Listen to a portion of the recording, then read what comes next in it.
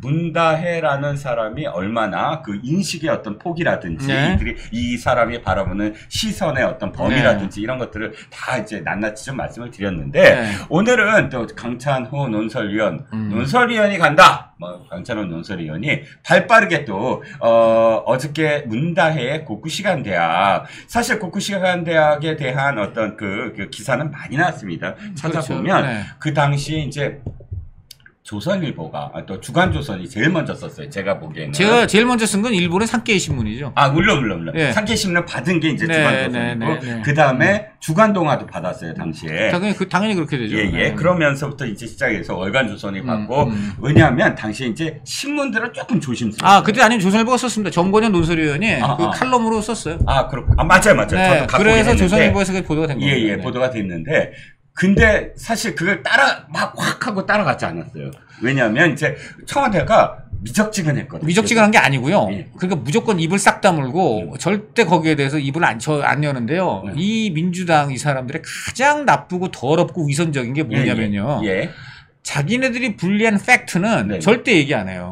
그리고 상대방에 대해서는 없는 것도 팩트라고 막 들이대는 사람들이 명백한 팩트가 이제 걸려가지고 언론이라든가 야당이라든가 물을 때 특징이 뭐냐면은 무조건 묻지 마. 그리고 대답 안 해. 이런 걸로 가요. 대단히 아주 그 민주당스러운 전략인데 저는 기자로서 이런 거 하도 많이 당해봐가지고 뭐 저는 뭐 그 속을 빤히 압니다. 그런데 이제 그때 이른바 이 고쿠시간 때 유학 논란 이거에 대한 그 문의 침묵. 정말 우리 한용우님의 님의 침묵을 정말 깨는 정말 최장기 그 침묵에 아주 대답 회피. 몇 년째죠 지금 침묵한 게? 문의 침묵이 이제 그게 보도가 된 게 2018년인가? 그때 보도됐거든요. 그러니까 지금 뭐 벌써 얼마입니까? 한 6년 이상 문의 침묵하고 있는데 계속되고 있죠. 그렇다고 부인을 못하니까 아마 미칠 거. 그거 속으로 아주 힘들 겁니다. YAC님 이렇게 읽어야 되나? 아니면 야C님이라고 읽어야 되나? 어쨌든 이렇게 말씀하셨습니다. 정버전님 무슨 일 있으신가요? 아니요, 아무 일 없으십니다. 지금 등장하셨거든요. 예, 고맙습니다. 정 변호사 등장하셨습니다. 인사해 주세요. 왜냐하면 많은 분들이 지금 궁금해하세요. 거기가 블랭크였거든 계속. 궁금할 게 뭐 있나요? 조금 차가 막히신 것 같네요. 차가 많이 막히셨나요? 목요일이니까 목요일은 또 한잔 하는 날. 그러니까 한잔해서 지금 드신 건 아니고. 그건 아니고. 그러니까 차가 좀 막히셨나 그러니까 봅니다. 이렇게 그냥 간단하게 상식적으로 답변을 하시면 되는 일들을 꼭 안 하는 사람들이 있어요. 맞아요. 너무나 합리적인 의심이 가서 물어보는데 정말 골 때리고 희한하게 대답을 회피하거나 상식적으로 도저히 이치에 닿지 않는 답변이랍시고 하는 그런 사람들이 있습니다. 바로 그겁니다. 오늘 그 강찬호 위원이 강찬호의 시선으로 하나 쓰셨잖아요. 그렇습니다.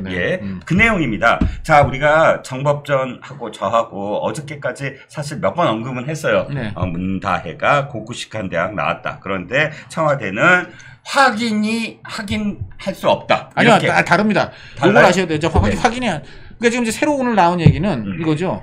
청와대가 구체적으로 어떻게 여기에 대해서 답변을 회피했는가. 이거를 제가 오늘 처음 소개를 드린 겁니다. 그럼 이 얘기는 처음 나온 얘기죠. 그러니까 지금까지 이제 청와대나 민주당이 이 대통령 딸, 반일 대통령 딸이 일본 극우대학을 나왔다.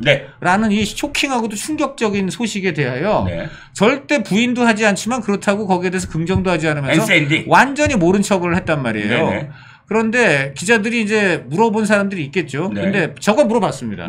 제가 물어봤더니 청와대 물어봤거든요. 당시에? 그럼요. 터졌었다는 2018년도에. 그때 이제 맨 처음에 조선일보에 그렇게 기사가 나고 그때 조선일보도 어떻게 기사가 났냐면 그냥 산케이 신문을 인용한 거예요. 산케이 신문에 이런 보도가 났는데 이 보도가 나고 지금 열흘이 흘렀는데 청와대가 아무런 여기에 대해서 반응을 안 하는 거 보니까 이게 만약 이 기사가 오보라면 지금 아마 방방 뜨면서 언론중재부터 외교 문제. 그다음에 이제 산케이, 극우신문, 정말 우리 가짜 뉴스에 아주 그냥 온상. 이 지구상에서 없어져야 될 매체. 네. 그리고 이 뒤에는 제국주의 일본의 음험한 그림자 네. 뭐 이렇게까지 나오지 않았겠습니까? 네네. 그러면서 갑자기 또 반일 뭐 일본 안 가지 맙시다까지 갔을 것 같은데 네. 그런 게 하나도 없단 말이에요. 없죠. 그러니까 정보양 그때 조선일보 논설위원이 이렇게 기사가 났는데 열흘 이상 청와대가 가만히 있는 거 보니까 네. 이 기사는 사실일 수밖에 없는 것 같다. 네. 요 정도로 갔어요. 네. 근데 제가 이제 그걸 보고는 야 이거는 진짜 한번 추적을 해봐야 되겠다. 네. 해서 두 갈래로 취재를 했습니다. 하나는 그 기사를 직접 쓴 구로다 가스히로라는 산케이 신문 한국 특파원. 네. 그분이 이제 언론계로 치면 아주 시니어 기자예요. 네. 네, 나이가 아주 많은 기자인데 한국말도 되게 능통하고 오래 한국을 출입했기 오래 한국에 있었기 때문에 그렇죠. 많이 아는 분도 많을 겁니다. 네네. 그래서 이제 그분을 직접 전화도 하고 직접 만나기도 해서 네. 이 취재 경위를 물어봤어요. 어떻게 이걸 알았냐? 그리고 뭐 외람되지만 정말 사실이냐? 이제 물어봐야 되지 않겠어요? 구로다 특파원이 지금 일본에 가 있죠. 일본하고 한국 왔다 갔다 합니다. 예. 네. 그런데 그때는 이제 한국에 들어왔을 때 제가 만난 거죠. 네. 예. 그러니까 이제 서울지국장이죠. 네. 그래서 이제 그분한테 이제 물어보니까 취재 경위를 물어봤어요. 네. 그랬더니 간단하다 이거예요. 네네. 그 곡구식간데 내 친구가 있다 이거 교수가. 예. 그런데 어느 날 그 교수가 지금 한국에 막 문재인이라는 사람이 대통령이 됐다고 하는데 네네. 그 사람 딸이 네. 우리 학교를 나왔다는 그런 외부에서 네. 어떤 제보성 문의가 들어왔다. 네네. 그래서 우리 학교 쪽에서 학적부를 좀 확인해 보니까 네. 실제로 있었다. 네, 문다이가 있었다. 학과는 21세기 아시아 학과라는 과의 학생이었다. 21세기 아시아과. 네, 21세기 아시아라고 있습니다. 거기 네. 검색해 보면 거기 한국인 출신 계열 그 교수도 있고, 네. 뭐 그런 과입니다. 네. 네. 그런데 거기를 이제 졸업한 그래서 그 학적부에 있는 것이 확인되었고, 네. 그래서 대학 쪽에서는 경사다. 네. 우리 학교 졸업생 아버지 학부모가 네. 한국 대통령이 됐으니까 네. 그 문다혜 졸업생하고 그 문재인 학부모한테 네. 축전을 보내는 게 어떠냐 네. 하고 내부 논의까지 했대요. 아 진짜로요? 네. 어. 그렇지 않습니까? 어허. 아니 예를 들어 우리나라도 예를 들어 뭐 서강대니 서강대 옛날에 박근혜 대통령 나왔을 때 떠들썩했잖아요. 예, 그렇죠. 우리 학교 졸업생이 대통령 됐다고. 그래서 막 저 서강대 플래카드도 붙이고 그러잖아요. 그렇죠. 당연히 그 일본에서도 우리나라 옆에 중요한 이웃나라 대통령이 우리 학부모였네. 이러니까 이제 축전 보내려고 했는데. 네. 일본이 약간 그런 문화가 있거든요. 자기 잘났다고 이렇게 좀 자화자찬하는 걸 꺼리는 문화가 있거든요. 아, 네네. 근데 이제 뭐 자랑하는 거잖아요. 네네. 우리 학교는 저 대통령 학부모가 있다. 한국 대통령. 네. 남의 나라지만 좀 대통령인데 네네. 그러면 굉장히 학교가 자랑할 만하잖아요. 그러니까 너무 우리가 자기 자랑 대놓고 하는 것 같아서 그거는 하지 말자 해서 접긴 했지만 실제로 그 정도까지 나왔다는 거는 정말 학교 내에서 인지가 됐다는 거고. 졸업은 진짜 했대요? 아니 했으니까는 축전을 보낸 거죠. 중퇴를 한 거 모르겠습니다. 중퇴를 했는지는 모르지만 네네. 어쨌든 편입을 해서 다닌 걸로 지금 얘기가 되거든요. 2학년인가 편입한 2학년이지 3학년이지 해서 최소한 2, 3학년을 다닌 것으로 이렇게 나온 것이고요. 그래서 제가 지금 곡구식간을 다녔다 나왔다 이런 식으로 표현을 했고 그다음에 이 기자가 또 한 번을 쓴 게 아니고 두 번을 썼어요. 처음에는 당국 대통령 딸이 일본 대학을 나왔다라고 썼어요. 근데 다음에 또 칼럼성에다가 최근 한국 문재인 대통령이 굉장히 반일이라고 우리 일본 내에서 논란이 많은데 실은 이 사람은 일가 전체가 친일이다. 그 아버지라는 사람, 문재인은 스시를 되게 좋아하고 부인 김정숙은 일본식 다도를 좋아하고 그리고 딸은 심지어 우리 이제 독구식간 대학을 나왔다. 라고 이제 완전히 약간 비아냥성으로 쓴 거예요. 어떻게 보면은 그렇죠. 이런 사람들이 무슨 반일이냐? 알고 보니까 굉장히 친일인 사람들이다. 이렇게 쓴 거예요. 그러니까 이거를 청와대가 봤다면 이게 만약 사실이 아니라면 이른바 정말 방방 뜰 수밖에 없는 내용이에요. 그런데 아무런 반응이 없었다는 거예요. 제가 정말 물어봤어요. 한국 대사관이라든가 한국 외교부라든가 문재인 청와대라든가 뭐 항의 정정보도 요구 없었냐? 그랬더니 나는 그런 반응이라도 한번 나오기를 기대했는데 전혀 반응이 없었습니다. 일본 말로 나이데스 그렇게 얘기를 하더라고요. 잠깐만요. 말씀 죄송한데요. 내가 진짜 궁금한 게 그러면 구로다 특파원은 구로다 지국장이었던 구로다 기자는 학적부를 직접 본 거예요? 아니면 친구가 본 거예요? 그거는 정확히는 제가 그때 기억이 안 나는데 친구를 통해서 사실상 컨펌을 받았다는 그러니까 그 친구를 통해서 확인했다는 것이죠. 어쨌든 그리고 학적부의 존재는 있다는 거죠. 그러니까 있으니까 이제 구로다 기자는 100% 사실이라고 아주 강조를 했습니다. 저한테 기사가 사실인 거죠. 뭐 외람됩니다만 내가 물어보면 100% 사실이다. 강조를 그리고 자기가 그걸 얘기하는 거예요. 만약에 이게 사실이 아니라면 내가 2번을 썼는데 어떻게 반응을 안 하냐.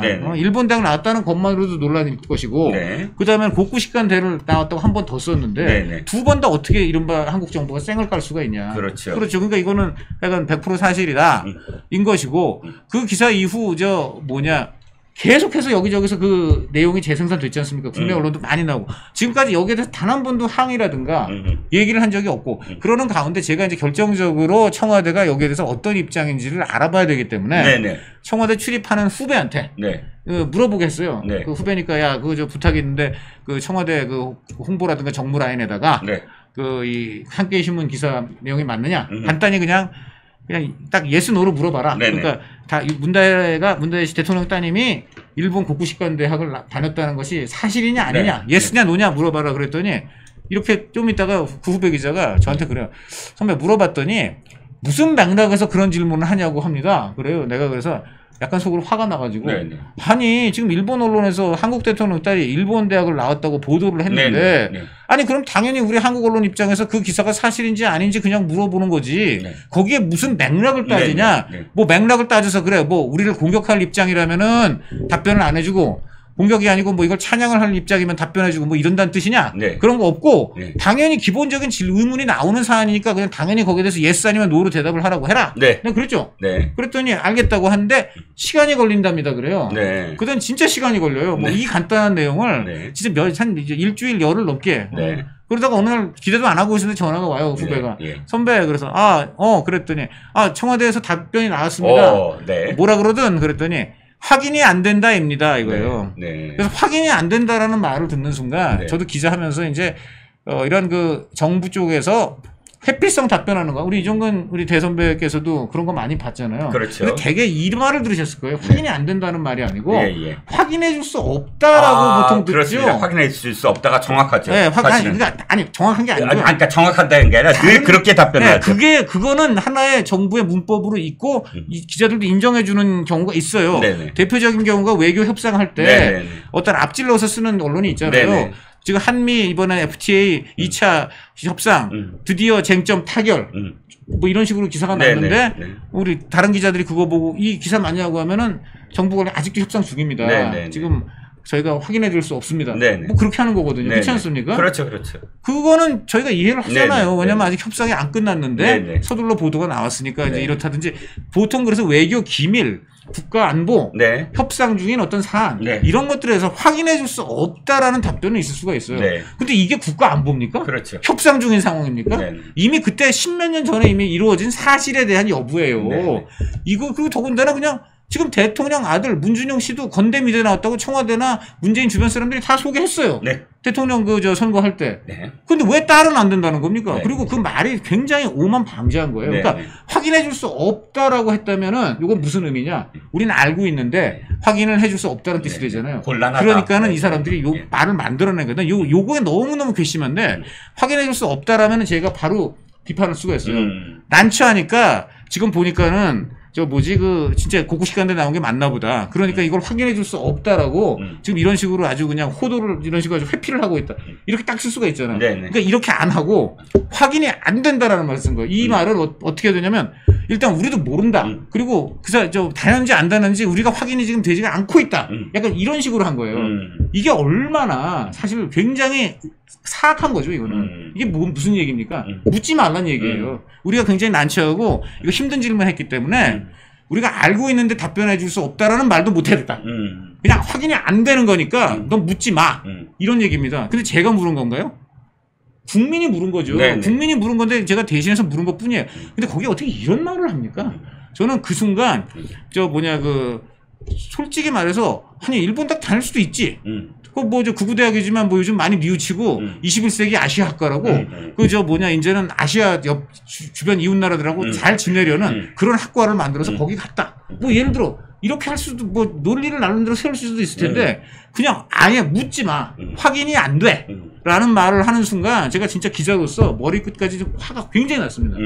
그래서 제가 그걸 좀 갖고 있다가 이번에 쓴 겁니다. 그래서 두 가지죠. 제가 이번 칼럼을 통해서 우리 독자나 우리 국민 여러분께 새로 알려드린 두 가지 사실은 첫째, 그것을 확인한 기자는 정말 고쿠시칸대에 믿을만한 확실한 소스를 통해서 확실한 그 문헌을 통한 컨펌이 된 기사라는 점. 근무하는 교수가 있고 그렇죠. 교수가 학적을 확인했다니까. 그러니까 그럼 그 교수가 직접 확인했는지 아니면 그 교수는 그 중간에 연결만 됐고 이제 대학 쪽에서 왜냐면 그거는 행정하는 쪽에서 확인하는 게 그 교수는 그 직접 행정을 하는 분은 아니니까 그러니까 그런 뭔가 연결이 되는 건데 하여간 저는 그걸 볼 때 정말 그 위선이 쫙 보이는 거예요. 한마디로 딱 보면은 옛날에 그 복구식 가는데 아무런 문제의식이 없이 갔다고밖에 볼 수 없는 거 아니겠습니까? 그래 놓고 나서 나중에 이제 반일 대통령으로 자리매김되니까 그런 가족의 과거사가 아예 거론되지 않게 하겠다는 건데 이 사람들 얼마 전에 얼마나 지금 윤 대통령 비판했습니까? 입틀막 한다고. 입틀막 한다고. 물론 경호원들이 그 대통령 행사장에서 소리치는 사람 입 막고 끌고 나가고 보기가 안 좋으니까 비판할 수 있죠. 이것도 입틀막이에요. 이것이 입틀막이 아니고 무엇입니까? 뭐 손만 안 대고 폭행만 안 했다 뿐이지. 그렇죠. 이거 정말 너무 사악한 사람들이 사악한 답변이라고 저는 생각합니다. 오만하기가 이를 데 없는 시기였죠. 그렇죠. 온갖 적폐를 다 우리가 청산한다 하면서 기자들이 질문하면 이건 모두 다 박근혜 탓이다. 라고 대답하던 시절이었고요. 예전에 만약에 보수 정권이 그랬다고 한다면 난리를 칠. 예를 들어 보수 정권이 말이죠. 정말 제가 오늘 일부러 그래서 그렇게 썼어요. 만약에 윤석열 대통령 딸이 있고 그 딸이 일본의 우익성 대학 다녔는데 일본 언론이 그걸 보도했고 그런데 대통령실 용사는 거기에 대해서 가만히 있고 뭐라고 NCND 하고 있으면 민주당이 어떻게 나왔겠나. 뻔한 거 아니겠습니까? 그래서 제가 얘기한 겁니다. 2018년에 겪은 것을 사실 강찬호 논설위원이 갖고 있다가 지금 그때 당시에 답변을 이렇게 했다. 그리고 당시에 이 상계신문의 구로다는 이렇게까지 확인을 했다. 이 두 가지를 지금 상기시키기 위해서 칼럼을 썼고 오늘 이 자리에서도 그걸 좀 정리를 해봤습니다. 사실 근데 이것보다 더 중요한 것이 있어요. 뭐냐면 바로 문다혜와 송기인의 알 수 없는 제주도 별장입니다. 그건 그냥 넘어갈 문제가 아니라서 왜냐하면 윤건영이가 말도 안 되는 얘기를 계속 하고 있었어요. 윤건영이 그냥 그거 조용히 뭐 넘어갔으면 모르겠는데 그 답변이 더 파장을 일으키고 있잖아요. 그렇죠. 왜냐하면 지금 민주당 쪽에서 특히 그런 분들이 뭔가 쉴드로 나오면은 그거는 더 보통 이상한 것들이 많아요. 그러니까 이상한 걸 이상하게 쉴드 치다가 더 큰 앙화를 지금 스스로 자초하는 일들이 계속 벌어지고 있습니다. 이에 대해서는 또 거기 직접 등기부 등본까지 떼보신 정혁진 변호사의 또 아주 멋진 설명이 계실 것 같습니다. 갑자기 훅 들어오네. 훅 들어온 게 아니에요. 지금 제가 볼 때는 제가 지금 다른 거 보고 있었는데 일단은 조금 그 강찬호 기자 이야기한 거에 대해서 제가 몇 가지만 더 추가를 갖다가 할게요. 이거를 날짜를 잘 봐야 돼요. 그러니까 문다혜 씨는 굉장히 일본을 좋아하는 사람이야. 그러니까 그 고등학교를 어디 다녔냐면 부산외고 다녔단 말이에요. 그런데 부산외고에 무슨 과를 다녔느냐? 이제 외고는 다 뭐 영어과, 불어과, 독어과 뭐 이런 과가 있잖아요. 부산외고 1억과를 2학년까지 다니다가 그 중간에 다른 학교로 전학 갔다고 그래요. 그 다음에 이제 대학을 그 국사관대학교, 곡구식관대학교에 다녔는데 그런데 그때가 몇 년도인지 아세요? 2002년도 아닙니까? 그 문다혜가 몇 년생이냐면 83년생이에요. 그러니까요. 83년생인데 만약에 재수를 안 하고 곧장 그 곡구식관대학에 들어갔으면 2002년도인데 편입했다고 들었어요. 조금 전에 얘기했잖아. 그러니까 내 생각에는 2003, 4년 쪽에 들어간 것 같아요. 맞습니다. 왜냐하면은 그 뭐 숭실대 다니다 갔다 뭐 그런 이야기도 있는데 그건 확실하지 않아요. 그러니까 한국에서 대학을 다니다가 2학년 때 편입했는데 한국에서 대학을 들어갔을 때 그때 재수하지 않았으면 2003년이고 뭐 재수 정도 했으면 2004년인데 제 생각에 재수를 했을 것 같아. 왜 재수를 갖다가 하냐면 좀 이따 말씀드리겠지만 대학을 졸업하고 취직하는 데가 어디입니까? 롯데 관광? 아니요. 롯데가 아니에요. 그러니까 롯데하고 일본하고 하면 합작한 회사 아닙니까? 그렇죠. 그게 어떤 회사냐면 롯데 JTB예요. JTB. 제페니스 트래블 뷰로 맞죠? 그러니까 이제 일본의 가장 큰 여행사죠. 그러니까 쉽게 말하면 그 문다혜는 고등학교도 1억과 대학은 일본 대학. 취직한 것도 일본 회사에 취직한 일본계 회사. 왜냐하면 일본어 회화가 가능한 사람을 우대한다라고 그때 나왔는데 왜냐하면 롯데 JTB가 공채 1기로 뽑았는데 네. 그게 언제냐면 2007년도거든요. 10월 달에. 네. 그때 공채 1기로 들어간 사람이 문다혜거든요. 그렇죠. 그럼 여기서 다시 한번 정리를 갖다가 하면 그러니까 2007년도에 졸업했다는 이야기잖아요. 네. 그러면 거기서 4를 빼면 2003년일 테니까 그러니까 근데 1학년부터 다닌 게 아니고 2학년으로 편입했다라고 그러면 2004년도가 되잖아요. 2004년도에 문재인 전 대통령 뭐 하고 있었습니까? 2004년이면 저 노무현 청와대에서 청와대에서 뭐 하고 있었습니까? 수석하고 있잖아요. 수석한 걸로 아는데 그때. 민정수석. 그렇죠. 네, 그때는 처음에 초반에는 수석하고요. 후반부에 비서실장을 했습니다. 그러니까 문재인 전 대통령은 자기가 청와대에서 민정수석하고 앉아 있었을 때 자기 딸 일본 대학에 편입시킨 거예요. 그렇죠. 그 대학도 어떤 대학이다? 뭐 와세다도 아니고 게이오도 아니고 아니, 동경대는 더더욱 아니고 고쿠시칸 대학, 국사관 대학을 그 정신적인 지주가 누군지 아세요? 요시다 쇼인. 요시다 쇼인이 어떤 사람이냐면은 누구한테 요시다 쇼인이 영향을 줬습니까? 미우라 고로한테 준 거야. 2등 방문한테 주고. 그러니까 대표적인 게 뭐 미우라 어쩌고 저쩌고 이런 사람은 어려우니까 그러니까 모르겠고 이또 히로부미죠. 이또 히로부미가 누굽니까? 제1대 통감이야. 그리고 조선 침략의 원흉이고 안중근 의사가 그래서 척결을 하시게 된 것이죠. 제2대 통감이 누군지 아세요? 소네 아니야, 소네. 소네도 고쿠시칸 대학을 그 정신이라고 할 수 있는 요시다 쇼인의 그렇죠. 아주 그 정신적인 그거예요. 제자예요. 그러니까 우리 저 조선 침략 그리고 일제 지배를 하게 된 핵심. 그 다음에 3대 통감이 누군지 아세요? 거기서부터 조금 제가 헷갈리는데. 이분이 왜죠? 여러분 아시죠? 우리 정 변호사님이 서울법대와 또 그 전에 서울대 사학과를. 근데 난 서양사인데. 그러니까 사학과. 동양사 아닌데. 아니, 서양사인데 동양사, 국사 다 아주 그냥 종횡무진하시죠. 모든 것을 다 꿰뚫고 있죠. 어쨌든 요시다 쇼인의 정신을 받든 사람이 이토 히로부미. 맞습니다. 1대 통감. 네네. 그 소네 아라스케 2대 통감. 그 다음에 데라우치 마사타. 데라우치. 그렇군요. 그 사람이 3대 통감이에요. 예. 그러니까 1, 2, 3대를 통과를 하는. 그 다음에 청와대가 무슨 자리인지는 아시죠? 네? 청와대가 총독부 일본 총독부 자리였어요. 그렇죠. 옛날에는 일본 총독부가 용산에 있다가 그렇죠. 그러다가 이제 그 청와대로 옮겨간 게 그게 이제 그 총독부 자리인데 제가 고쿠시칸 대학의 교과를 찾아봤어요.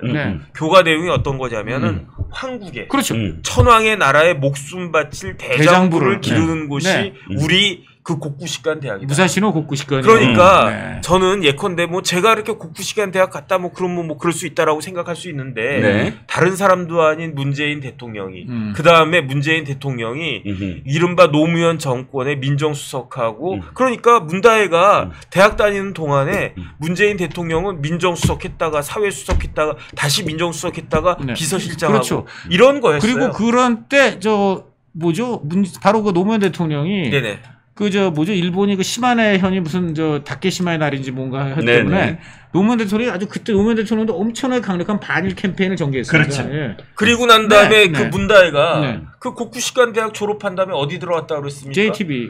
롯데 JTB 들어간 거예요. 그때는 명확하게 문재인 대통령이 비서실장 할 때였다고. 그렇죠. 그러면 조국 수석이 제일 일을 갈아야 될 사람은 누구겠습니까? 자기 아이들을 갖다가 그런 대학에 보내고 그 다음에 일본 여행사에 취직을 시켰어. 야 이거는 진짜 뼛속까지 친일파 아니겠습니까? 뼛속까지. 그리고 죽창을 휘둘러야 되겠네. 죽창 맨날 휘두르잖아 그분. 그것까지 휘두르면 안 되고.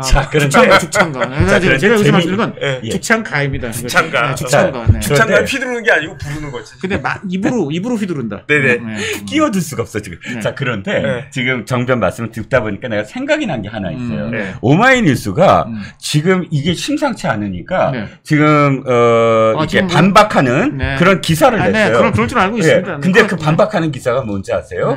아니 고쿠시칸이 무슨 적이라고 황국 신민이라고 라는 그런 식의 제목을 달고 그 안에 내용을 보면 요시다 쇼인을 빨아줘요. 요시다 쇼인이 근대화의 기수이지. 아니 원래 그래요 그 사람. 그 밑에 무슨 누가가 제자 이 요시다 쇼인을 이토 히로부미가 거기 나왔다고 그래서 무슨 이걸 친일 대학이냐? 아니다. 요시다 쇼인이 얼마나 정말 존경받을 만한 인물이냐. 그거 죄송한데 제가 조금만 끼어들면요. 그거 오늘 나온 건가요? 아니요. 이거 그게 그게 언제 나왔냐면요. 이 사람들 너무너무 저는 그거 보기에는 웃었는데 그때 청와대가 긍정을 안 했어요. 네네. 그러니까 어쨌든 청와대 차원에서는 확인이 안 되고 있는 거예요. 네네. 그래서 우리 한국 언론도 그거 쓸 때 그 문다혜가 곡구시켰는데 나왔다 이렇게 안 쓰고 문다혜가 곡구시켰는데 나왔다고 일본 언론이 보도했다라고 쓰지 그러는 단계였어요. 근데 그 상황에서 그 오마이뉴스인가 뭐 하는 거기서 갑자기 그런 보도가 난 거.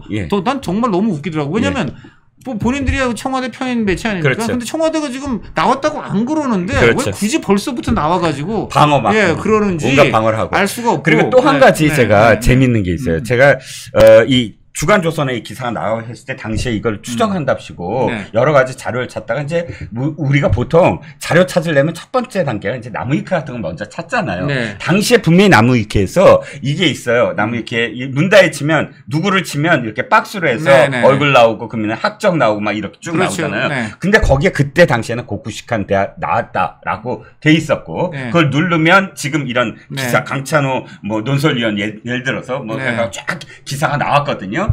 지금 한번 들어가 보세요. 부산 외고 중퇴만 나와요. 그렇게 나오죠. 중간에 아마도 이쪽 문재인 쪽에서 전부 다 해갖고 왜 편집 회의도 하고 막 이러면서 왜 밀어내잖아요. 기사를 바꾸잖아요. 아니 근데 무슨 근거로 그 나무위키를 어떻게 협박했는지 모르겠는데 그렇죠. 엄연한 팩트가 있을 텐데 무슨 근거? 아니 그러면 지금 제일 중요한 건 산케이에다가 산케이에다 항의를 해가지고 그 기사에 모든 이거 지금 있죠. 산케이가 이걸 보도한 다음에 아에라 하고요. 그밖에 몇 개 일본 매체에서 그 기사를 받았습니다. 그러니까 이게 중요한 건데 받았다는 건 뭘 의미하냐면은 언론에서 뭐 언론이 이렇게 잘 아시지만 다른 언론이 산케이가 보도한 내용을 받았다라는 거는 다른 언론도 그게 사실인 걸 확인했다는 의미예요.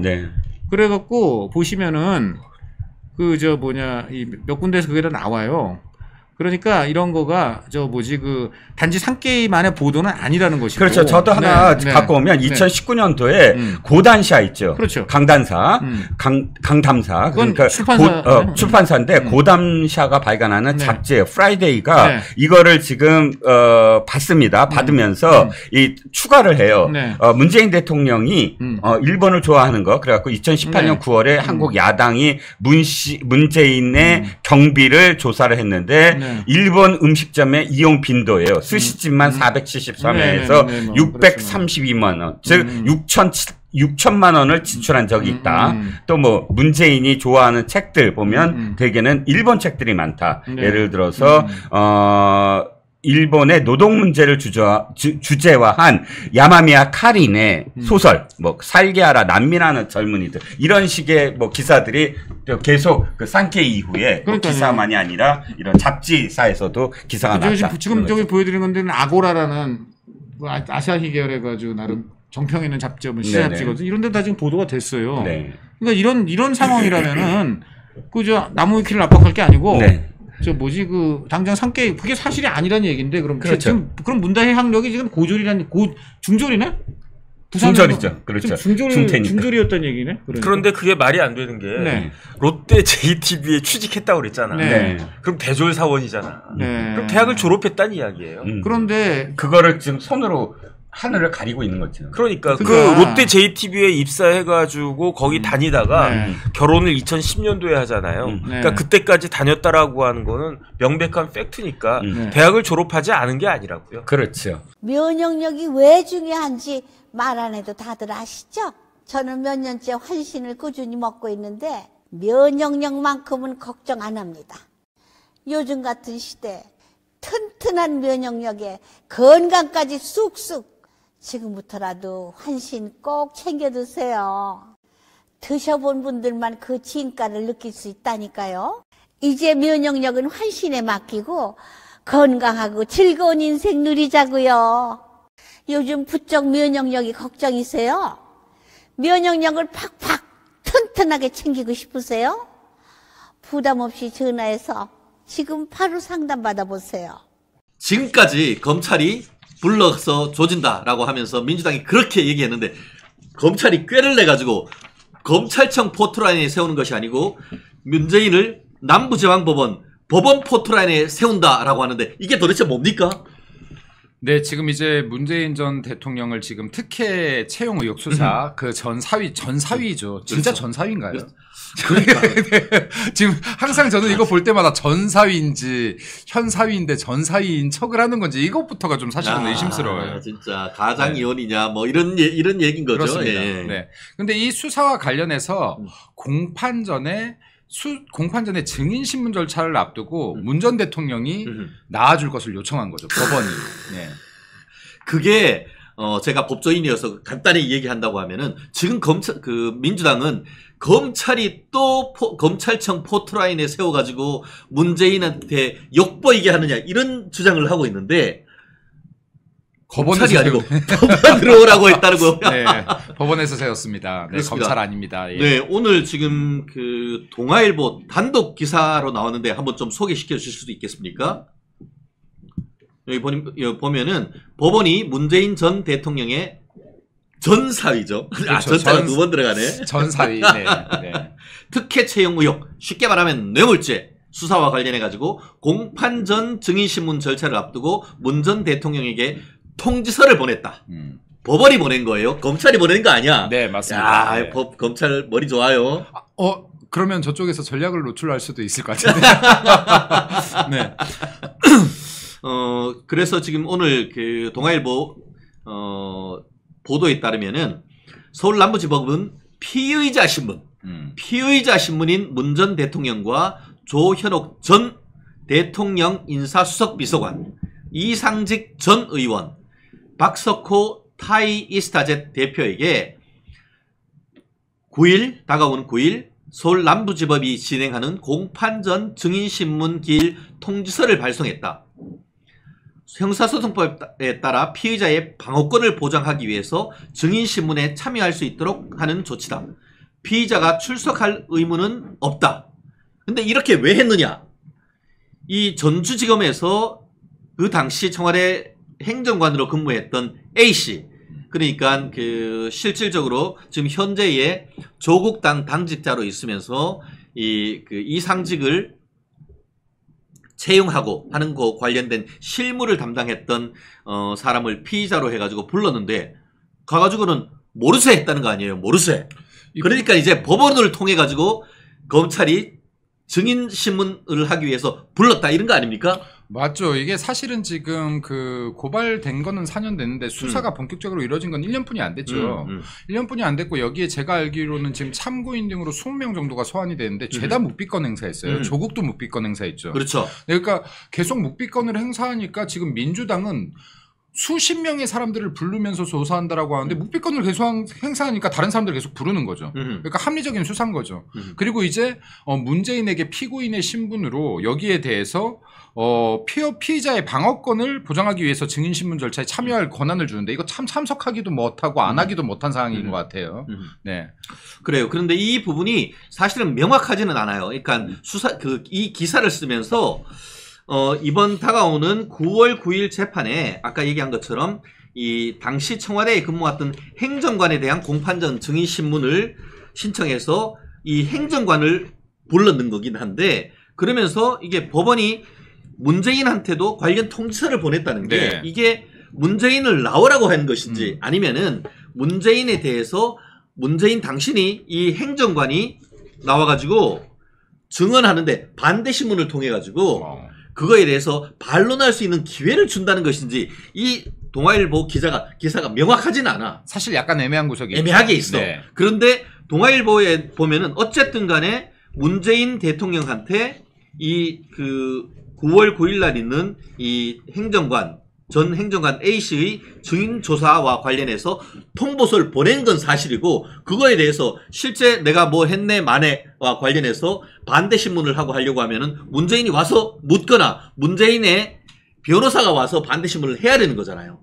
그쵸. 근데 어쨌든 동아일보 기사가 좀 더 정확하게 딱 해야 되는데. 그래도 나름 뭐 특종이니까. 특종이야. 근데 지금 내용이 네. 문재인을 증인신문으로 지금 불렀는 건지 아니면은 행정관을 불렀는데 문재인에게 반대 신문을 할 기회를 주기 위해서 불렀는지 그 내용은 명확하진 않아요. 근데 반대 신문 하기 위해서라도 오면은 서울 남부지방법원에 포토라인에 설 수밖에 없는 상황이 네. 돼버린 거예요. 네. 우리 변호사님이시라면은 나올 것 같은지. 나오겠어요. 하기는 뭐 잊혀지기를 바란다라고 했는데 잊혀지지 않기를 그렇게 지금 강구를 하는 거 보면은 나 여기 있어 하면서 나올 가능성도 있지 않을까요? 안 잊혀져요. 관종이에요. 관종.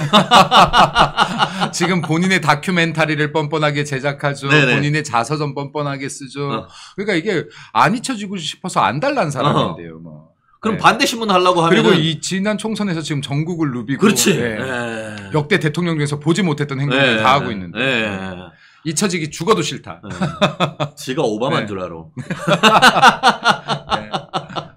그렇습니다. 어쨌든 문재인 전 대통령에게 법원에 공판전 증인신문 관련되는 통지서를 보낸 것은 팩트입니다. 맞습니다. 근데 거기에서 반대 신문을 하기 위해서 나오면은 서울 남부지방법원 목동에 있는 법원에 포토라인에 설 수밖에 없는 그런 상황이 된 거 아닙니까? 맞습니다. 야, 이거. 그런데 또 한번 좀 묻고 싶은 게 문재인의 딸 문다혜 씨 본인이 어제 가만히 안 있겠다 뭐 이러면서 우리는 경제 공동체가 아니고 운명 공동체다 뭐 이런 글을 페이스북에 썼다고요? 모질라요. 사람이 생각이 없어요. 네. 이게 사실 한두 번만 생각했으면 이런 글은 절대 안 쓰죠. 네. 그러니까 본인이 화가 나니까 화난 대로 썼다. 예를 들어서 이게 얼마나 바보 같은 소리입니까? 우린 경제 공동체 아니에요. 운명 공동체예요. 그렇지. 경제 공동체 아니에요 했으면 이 뒤에 논리적으로 맞으려면요. 우리는 부모 자식 간의 연을 끊었어요가 나와야 돼요. 근데 경제 공동체 아니에요. 우리는 운명 공동체요라고 하면 운명 공동체의 하위 개념이 경제 공동체 아니겠습니까? 그렇지. 우리는 경제 공동체일 뿐만 아니라 우리는 흥망성쇠를 모두 같이 하는 운명 공동체입니다. 이거 마치 인정한 거랑 똑같아요. 말 자체가. 그리고 어떻게 이러한 부끄러운 상황 속에서 가만히 있지 않겠습니다. 겸손하지 않겠다. 이런 거를 씁니까? 최소한 전직 대통령의 딸이라고 하면요. 대통령의 가족으로서 이런 불미스러운 일로 검찰 수사를 받게 되고 국민들의 심려를 끼쳐드리게 돼서 송구합니다가 먼저 나와야죠. 그렇죠. 사과가 먼저 나와야죠. 이게 기본적으로 인간이라면 당연히 먼저 해야 될 말이 나온 것이 아니라 이걸 어떻게든 간에 여론으로 끌고 가려는 작태뿐이 보이지 않고 있다. 이것은 결국에는 인성의 문제이고 그리고 지금 상황 파악도 제대로 하지 못하고 있다라고 보여줘야지 맞는 것이죠. 네. 그렇죠. 그리고 왜 경제 공동체라고 나왔냐 하면은 박근혜 전 대통령하고 최순실 씨가 가족이 아니다 보니까 그렇죠. 그거를 뇌물죄로 엮다 보니까 그 논리가 언론이 만들어낸 경제 공동체인데 경제 공동체가 아니고 운명 공동체면은 그러면 당연히 문재인이 아니고 그 딸하고 딸 가족이 받은 것은 당연히 제3자 뇌물도 아니고 당연히 그냥 단순 뇌물죄 되는 거 아닙니까 이거? 근데 이건 운명 공동체가 맞아요. 운명 공동체도 맞고요. 경제 공동체도 맞죠. 왜냐하면 지금 문다혜가 태국 갔다가 한국 들어왔을 때 지금 청와대에서도 1년 같이 살았어요. 그렇죠. 예. 그것도 본인 집이 없는 것도 아니었어요. 본인 집을 팔고 청와대에 들어와서 그렇죠. 국민 세금으로 살았어요. 네, 이것도 당시에 논란이 굉장히 많았죠.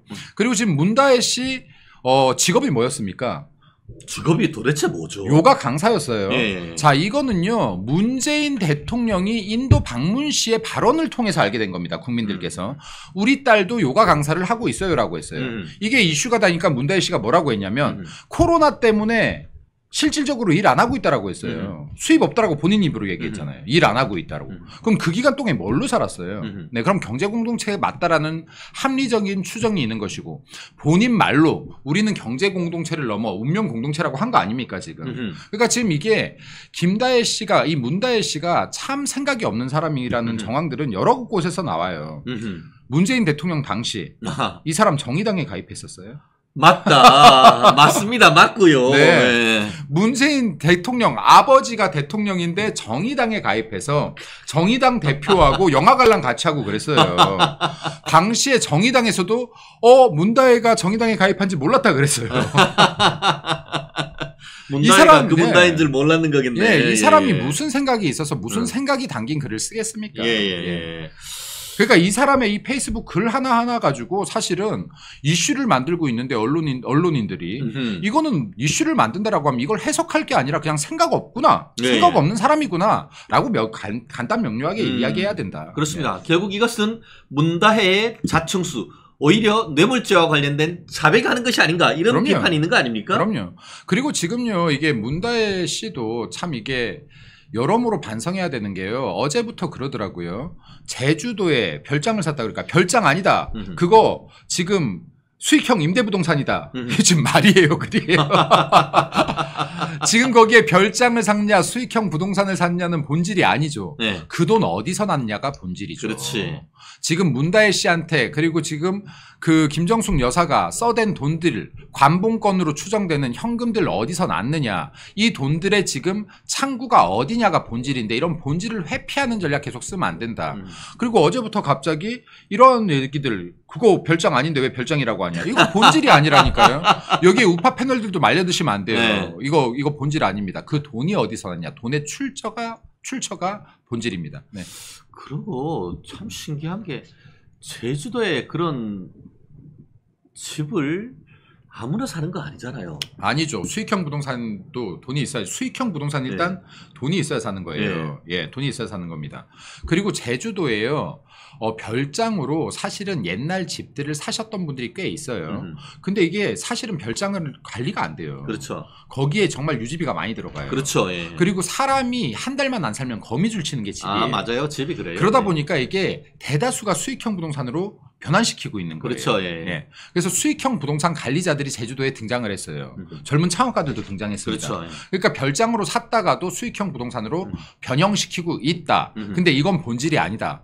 본질에서 회피돼선 절대 안 된다. 중요한 것은 돈의 출처가 어디냐다. 네. 그리고 되게 좀 황당하다 못해 기괴한 것은 실제로 누구한테 샀느냐. 노무현 전 대통령의 정신적 지주이자 문재인 대통령의 멘토라고 하는 신부 송기인의 소유로 돼 있었다고요? 그리고 어제 한 인터뷰를 봤더니만 송기인 신부가 나는 한 달에 받는 게 많아봤자 200만 원이고 신부님들 월급이 얼마 안 되죠. 예, 100만 원이고 그것도 노후가 보장되기 때문에 돈도 필요 없다. 그리고 내 명의로 돼 있는 부동산 옛날에 진실화요위원회 위원장 하면서 재산 확인했는데 그 내 명의로 돼 있는 거 그거 다 결국은 캐톨릭 거다. 내 거 하나도 없다 했는데 도대체 이건 뭐예요? 그럼 캐톨릭 거를 팔아먹은 겁니까? 그러니까 합리적으로 의심이 가는 두 가지 정도가 있는 거죠. 그럼 이게 정말 멘토라고 했는데 이게 차명, 신부 명의로 샀던 실소유자가 다를 수 있다라는 합리적 의심이 하나 있는 것이고요. 두 번째는 왜 그거를 사줄 사람이 없어서 돈도 없다던 문다혜가 샀냐. 그럼 이 관계 자체도 지금 석연치 않죠. 네. 그럼 이게 만에 하나 진짜 신부의 것이었다면 이거는 실거래가와 일치하는가 하는 의문도 생길 수가 있죠. 그렇죠. 근데 아무래도 지금 사람들이 의구심을 갖는 합리적 의심들은 이거 실소유자가 원래 이 신부 거 맞았어? 그렇죠. 네, 여기에 지금 의구심을 갖는 거죠. 그렇죠. 명의신탁 아니야? 네. 그러면 실질 소유자는 문재인이었던 거 아니야? 하는 그런 강력한 의심이 생기고 있는 상황 아닙니까? 네, 의심을 갖는 거고 그러면 이거 지금 일종의 증여 아니야? 거래를 가장한 증여 아니야? 라는 의심도 생기는 거죠. 그 3억 8천만 원에 문다혜가 샀다고 하는데 그 돈은 어디 났으며 그럼요. 그 돈을 그러면은 송기인 신부는 현재 그 돈을 가지고 있는 겁니까? 그러니까요. 그러면 이게 통장 내역들도 확인이 되어야겠죠. 이게 실제로 돈이 들어갔는지. 자금 추적해야죠. 왜냐하면 이게 대한민국의 자금 추적 시스템은요. 세계 1위예요. 선진국들도 와서 배워가요. 와. 이거 지금 언제부터 이랬죠? 김영삼 대통령의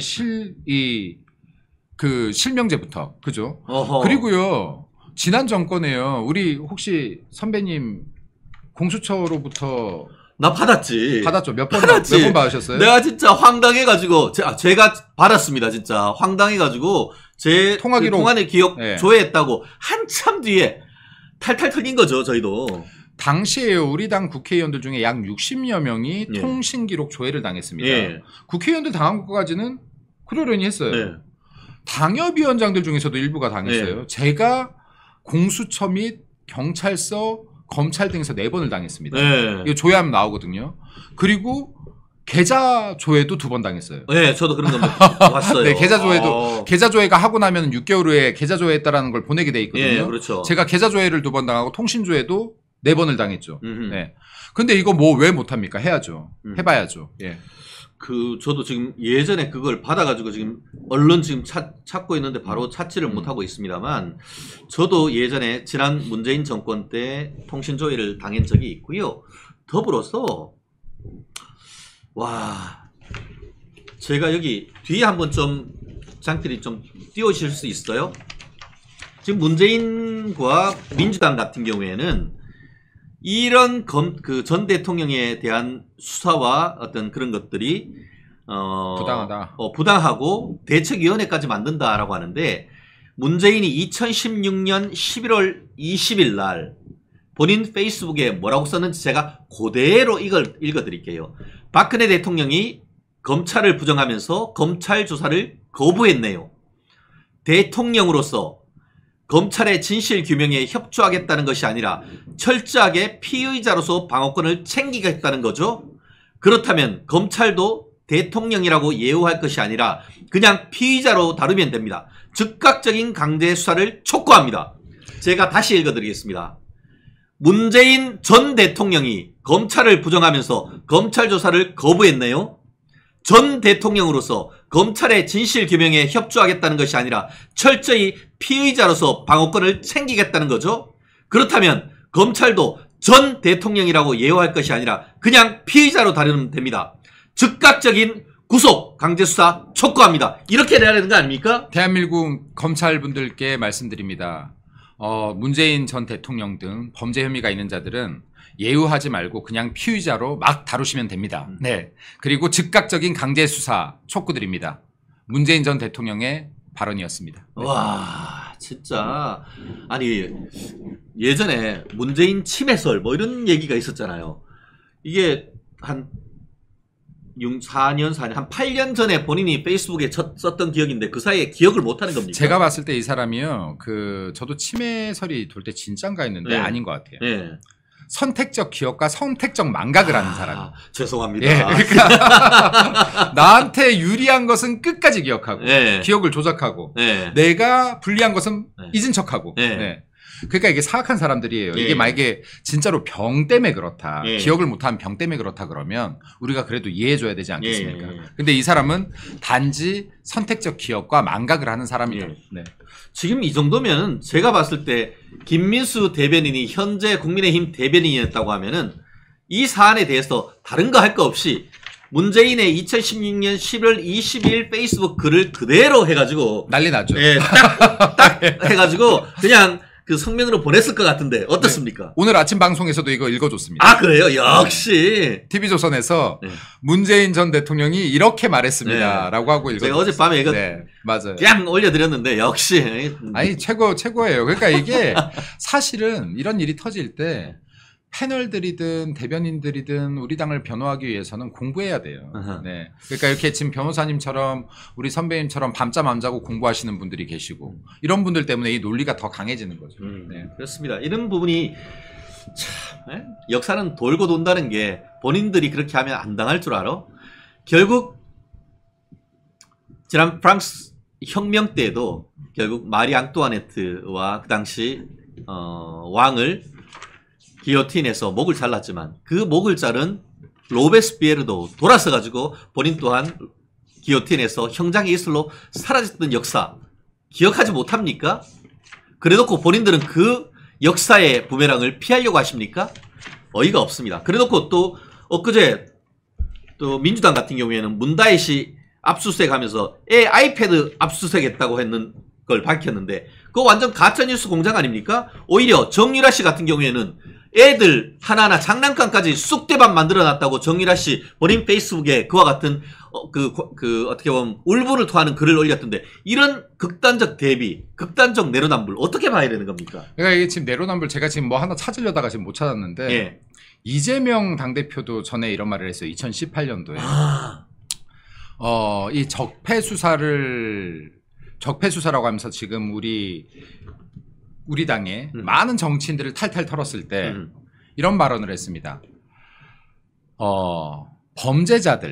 범죄자들을 잡아들이고 사회정의를 구현하는 것이 적폐 수사고 검찰 탄압이라면 매일이라도 해야지요. 라는 말을 했어요. 혐의가 있는 자들이라면 지금 본인들 혐의가 있다라고 하면 매일이라도 해야죠. 이게 정치보복이라면 매일이라도 해야 된다고 하겠습니다. 이런 게 정치보복이라면 정말로 본인들이 줬던 말을 그대로 돌려받으면 된다라는 말씀도 드리고 싶고 본인들이 어떻게 했는지 보십시오. 문재인 대통령이 대통령 되고 나서 세상 어떤 천지에 1호 국정과제가 적폐청산이란 말입니까? 그 적폐 정말로 있다면 청산해야죠.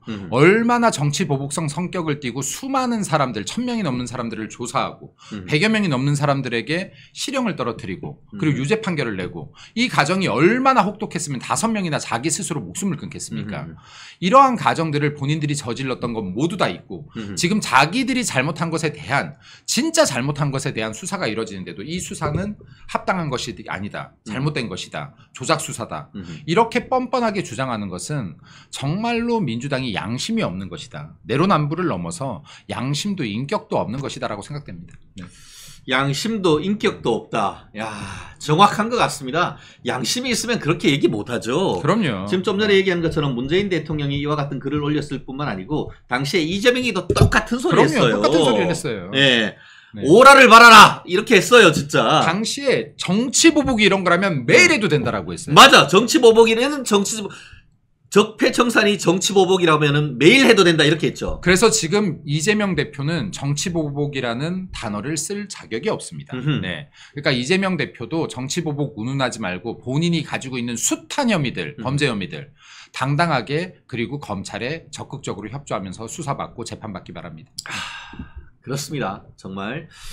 근데 이제 봤더니만 지금까지는 지난 총선을 겪으면서 민주당이 이재명의 민주당으로 되면서 비명횡사, 친명횡재에서 사실상 내부적으로 아주 극단적인 줄서기로 이루어졌었는데 최근에 봤더니만 문재인이가 이재명이도 이걸 그 문재인에 대한 수사에 대해서 막 비판을 하면서 그걸 이 사건 수사 문재인에 대한 수사 문재인 뇌물 수사를 상대로 해가지고 지들끼리 이렇게 뭐 같이 대책위원을 하면서 으쌰으쌰 이렇게 같이 단결하는 그런 모습을 보이는 것 같은데 이것도 어떻게 봐야 되는 겁니까?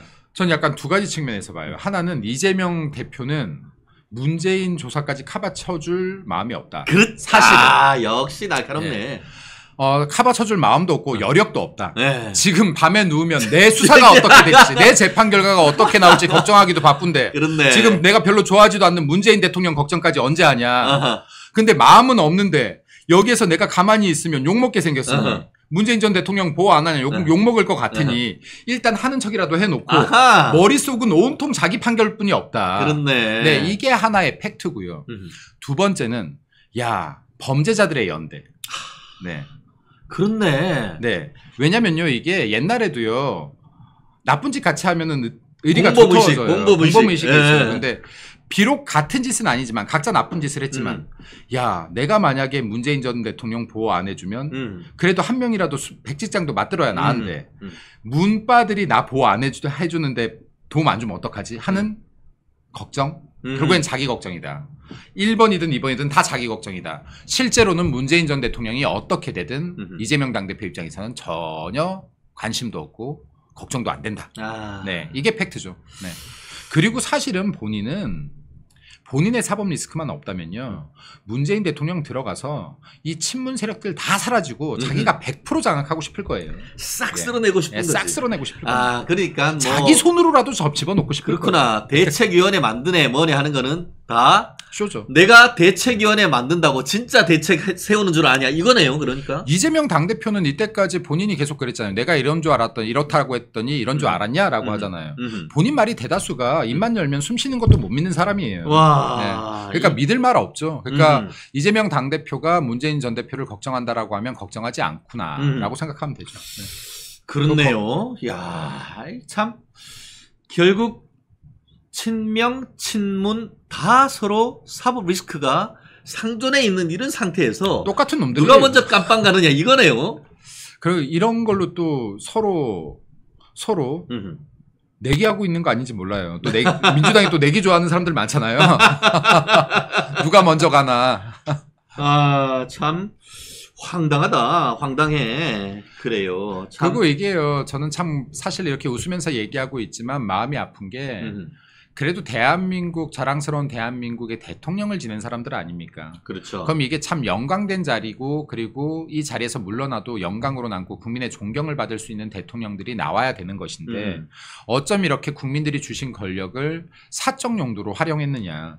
그리고 이게 만에 하나 아직 다 판결이 난 것은 아니지만 정말 감봉권이 왔다 갔다 거린 것이 정말로 대통령 영부인의 옷을 사기 위함이고 딸의 생활비를 주기 위함이라고 하면 이거 얼마나 부끄럽고 치졸한 범죄입니까?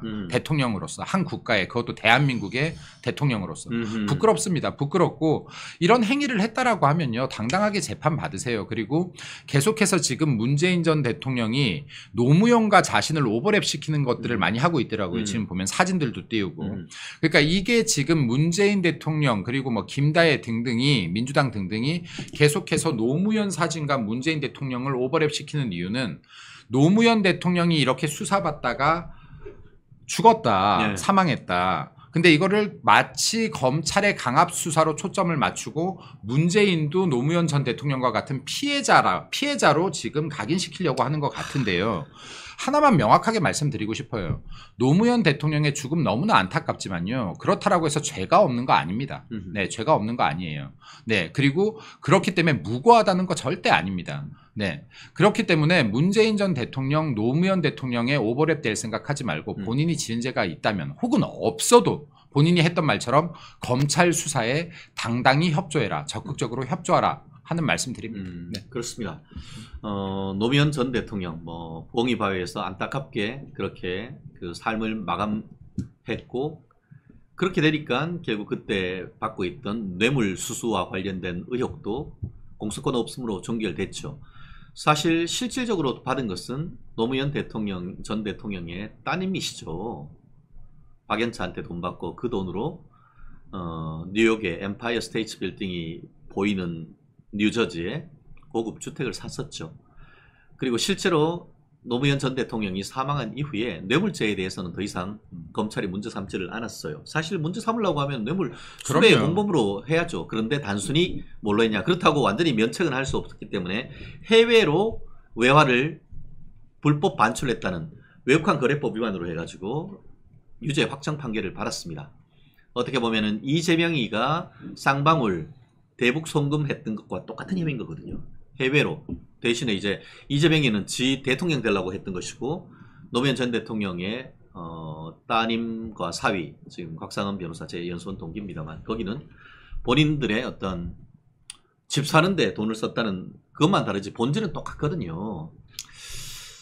참 미국을 그렇게 미워하고 싫어하는데 아니 그뿐만이 아니에요. 문다혜 씨가 나온 대학 어딘지 아시죠? 아하! 지금 일본. 이게 명확하게 밝혀지진 않았지만은 이게 문재인 전 대통령 당시에 청와대에서 이거에 대해서 부정을 못했어요. 그렇죠. 그럼 지금 합리적으로 일본 보도가 있었습니다. 근데 그 일본 대학이요 완전 극우 세력들이 만든 대학이에요. 고쿠시엔인가 뭐 하여튼 뭐 저도 일본 말을 몰라서. 그리고 대학의 과 기가 우길기를 써요. 아하. 그런 대학 다녔다라고 네. 일본 보도에서 나왔어요. 그렇죠. 근데 예. 청와대에서 이거를 반박을 하지 못했죠. 네네. 그러니까 이게 지금 민주당 사람들이요. 진짜로 이게 겉과 속이 다르다. 표리부동한 사람들이다. 내로남불에 한 사람들이다. 그렇죠. 뭐 일본을 정말 친일 행각은 민주당이 다 했다 이때까지. 예. 이 말씀도 드리고 싶습니다. 그래서 문다혜 씨가 뭐 한국 기업인이 세운 거지만 롯데를 다녔다라는 그런 얘기도 있고. 그리고 지금 문다혜 같은 경우는요. 이게 굉장히 문제가 많아요. 예를 들어서 아까 고쿠시칸 대학. 맞습니다. 아까 직업이 뭐라 그랬죠? 예. 직업이 요가 강사였다고 했지 않습니까? 예.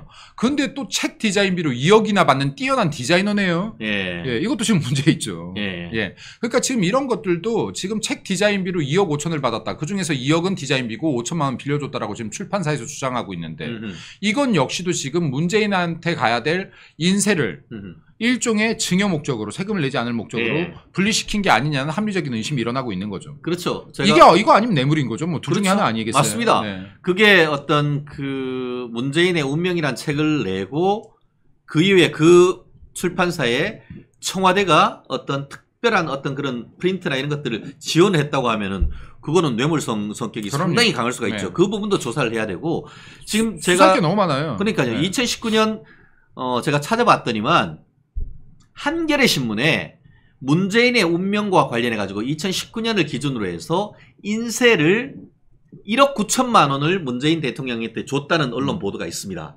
그러면은 1억 9천 이외에 2억 5천만 원이라는 돈, 1억 9천 플러스 2억 5천 하면 얼마예요? 거의 5억 원에, 그러니까 2억 원, 아니 4억 4천만 원. 어마어마한 인세인데 그 돈, 그 원래 이 문재인한테 가야 되는 거 아니에요? 아니 작가보다 책 디자이너가 더 버는. 그러니까 이게 출판사들에서요 말도 안 되는 소리다. 책 네. 디자인비를 그렇게 네. 주는 거는. 아니 그림책 그렸나요? 그림책 그렸나? 아니 문다혜가 피카소예요? 문다혜가 피카소예요? 나 참 기도 안 차서 진짜 이게 대한민국의 정말 초인류 디자이너를 구했다라고 해도 그 표지 보십시오. 그 디자인 참 그게 사실 안 그게 지금 2억짜리 디자인입니까? 그러니까 이런 말도 안 되는 짓을 하고 있는 게 지금 민주당이다. 그리고 이렇게 지저분한 짓들 했으면 수사 받으세요. 그렇죠. 제대로 검찰 수사에 협조하세요. 아, 그러니까 이제는 막가자는 거냐? 야, 어디에 이런 막말을 하면 어디서 막갑니까? 그러니까. 지금 참 진짜 야. 누구한테 하는 말입니까? 지금 이 네. 막가자는 게 검찰한테 하는 말입니까? 국민의힘한테 하는 말입니까? 윤석열 대통령한테 하는 말입니까? 누구한테 하는 말입니까? 이게 그렇습니다. 뭐 앤디 워홀급 팝 아티스트냐, 피카소급 전 세계적 명화가이냐? 야, 이게 도대체 이게 뭡니까 이게? 그러니까요. 실제로는 그거 하면은 50만 원 내지 300만 원 정도. 그러니까 지금 이런 말도 안 되는 말을 국민들한테 믿으라고 하는 거예요. 네. 문다혜가 디자인에 참여했기 때문에 2억을 줬다. 이 말 같은 소리를 해야지 말이라고 듣죠 이거를. 그리고 또 5천만 원 빌려줬대. 이자는 줬고 반납은 했나? 그런 거 다 확인해야 되는 거 아닙니까? 다 해야죠. 다 해야죠. 다 해야 되고 지금 문재인에 대한 수사 조사는 이거 지금 시작에 불과해요. 저는 진짜로 계속해서 말하지만 꼭 파내길 바라는 것 중에 하나 울산시장 선거 개입. 네. 이거 끝까지 파고 올라가야 되는데 이거 대통령까지 향하지를 못했는데 이런 것들도 다 파내야 되고요. 그리고 지금 하나하나 밝혀지고 있지만 김정숙 옷 사는데 현금 썼다는 거 아닙니까 지금? 옷 살 때마다 현금 썼다는 거 아니에요. 네. 아니 국민들한테도 카드 쓰라고 권유하고 있는 거 아닙니까? 그러니까 현금을 아니 그러면 현금 영수증 끊었나? 그러니까요. 그리고 또 이해 안 가는 게 내 딸한테 돈을 주는데 왜 보자기에 돈을 싸서 친구를 통해서 줍니까? 그러니까 아니 친구한테 직접 좀 괜찮아. 사람을 시켜서 공무원을 시켜서 보자기에 싼 돈을 무통장 입금하라고. 왜 내가 자식한테 돈 주는데 뺑뺑이를 돌립니까? 그러니까. 돈을. 돈이 1쿠션, 2쿠션, 3쿠션 먹었으면 이상한 돈인 거예요. 이상한 돈이지. 이상한 돈인 거예요. 그거 왜 그랬을까? 자 보세요. 제가 진짜로 선배님께서 야 민수야 나 돈이 급해서 돈 5천만 원만 빌려줘 하면 빌려줄 거면 내가 증거라도 남겨야 되니까 계좌 이체하겠지. 그렇지. 예. 근데 내가 형님 나 이거 부탁 좀 들어주세요 하면서 뇌물을 줄 거야. 그럼 계좌로 못 보내줘. 그럼 1쿠션, 2쿠션, 3쿠션 이거 사람 지금 이거 이상하잖아요. 누가 그러니까 봐도. 집에 오면은 딸한테 야 이거 있다 이렇게 해줄 것이지. 아니 그거를 꼬리가 길면 잡히는데 청와대 행정한테 줘가지고 그것도 자기 친구한테 줘가지고 자기 친구는 또 거기다가 친구 이름 쓰고 뒤에 김정숙 그 친구도 혹시나 5천만 원이 이 문다혜한테 갔을 때 나중에 추궁할까봐 좀 겁나는 거 아니야 이거? 제가 봤을 때는 본인 보호 장치였던 거라고 그러니까 생각해요. 본인 보호 장치였던 것 같아.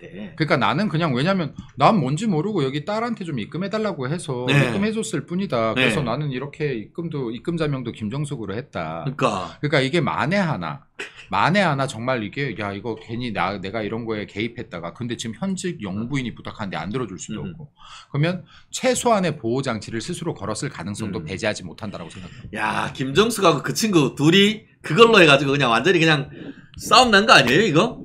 뭐 이게 싸움 날 게 있겠나요? 이제 전 대통령 영부인이고 이제 곧 피의자 신분이 될 수도 있는데 친구분 똑똑이 우리 아니 그리고 그리고 이 친한 친구한테 이런 걸 시켜요. 그러니까 지저분하게. 그러니까 그 밑에 공무원한테 그런 거 시키고. 그러니까 그거 갑질 아니에요? 그거 하고 싶었겠어 그거. 그러니까요. 네.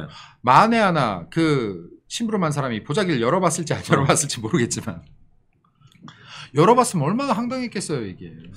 혹시 배달 사고 네? 1억을 보냈는데 5천만. 아무튼 정말 상상력을 자극하는 뭐 저는 저희가 농담으로 했습니다만 아니 근데요 네. 이게 지금 우린 이렇게 농담이고 가정으로 하잖아요. 민주당이었으면요 이거요 다 확정형이에요. 그러니까 예. 만약에 우리 당에서 이런 거 터졌으면 민주당은 다 확정해. 지금 여기 없는 이야기까지 만들어요 100%. 제가 그 변호사잖아요. 저희가 실무 경험을 좀 얘기를 해볼게요. 이건 돈을 이렇게 주는데 뇌물 줄 때 가끔씩 2,999만 원을 뇌물로 주는 케이스가 있어요. 왜죠? 왠지 아세요? 그게 3천만 원 되는 순간 적용 법률이 형법상 뇌물이 아니고 특가법상 뇌물로 올라가. 그래서 걸렸을 때에 내가 10,000원 빼가지고 특가법이 아니고 형법상 뇌물로 하려고 대단한데. 그렇게 주는 그 정도로 치밀하다고 이게. 대단한데. 대단하죠. 약간 코미디 같은데 코미디가 보다 더 코미디 같은 게 현실입니다.